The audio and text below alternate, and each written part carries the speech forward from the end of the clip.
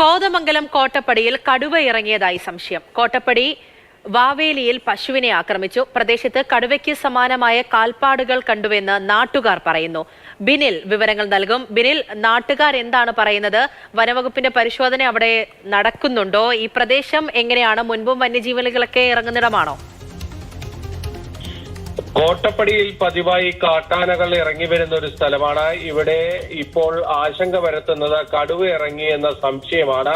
അതായത് കോതമംഗലത്തിനും പെരുമ്പാവൂരിനും ഇടയിലുള്ള ഒരു സ്ഥലമാണ് കോട്ടപ്പടി. ആ കോട്ടപ്പടിയിലാണ് ഇപ്പോൾ ഒരു പശുവിനെ ആക്രമിച്ച് കൊന്നിരിക്കുന്നത്. ഇതിന്റെ ലക്ഷണങ്ങൾ വെച്ചുകൊണ്ട് അവിടെ കടുവയാണ് ഈ ആക്രമണം നടത്തിയെന്ന സംശയമാണ് നാട്ടുകാർക്കുള്ളത്. എന്തായാലും വനംവകുപ്പ് ഇത് സംബന്ധിച്ച വിവരങ്ങൾ ശേഖരിക്കുകയാണ്. പ്രദേശത്ത് നിന്ന് കടുവയുടേതിന് സമാനമായ കാൽപ്പാടുകൾ കണ്ടിട്ടുണ്ട്. അതുകൊണ്ട് തന്നെയാണ് സംശയം വർദ്ധിക്കുന്നത്. അതോടൊപ്പം തന്നെ ഈ പശുവിനെ ആക്രമിച്ച രീതി, അതിന്റെ പിൻഭാഗം ഭക്ഷിച്ച രീതി, ഇതെല്ലാം വെച്ചുകൊണ്ട് കടുവയാകാനുള്ള സാധ്യതകൾ ഏറെയാണ്. അതാണ് ആശങ്കപ്പെടുത്തുന്ന കാര്യം. എന്തായാലും ഈ മേഖലയിൽ നേരത്തെ വന്യജീവികളുടെ ശല്യം വ്യാപകമായിട്ടുള്ള സ്ഥലമാണ്. പ്രത്യേകിച്ച് കാട്ടാനകളിലാണ് ഈ ഭാഗത്തൊക്കെ ഇറങ്ങി വന്നിരുന്നത്. ഇപ്പോൾ കടുവ എത്തിയെന്ന സംശയം കൂടി കൂടുതൽ ആശങ്ക പടർത്തുകയാണ്.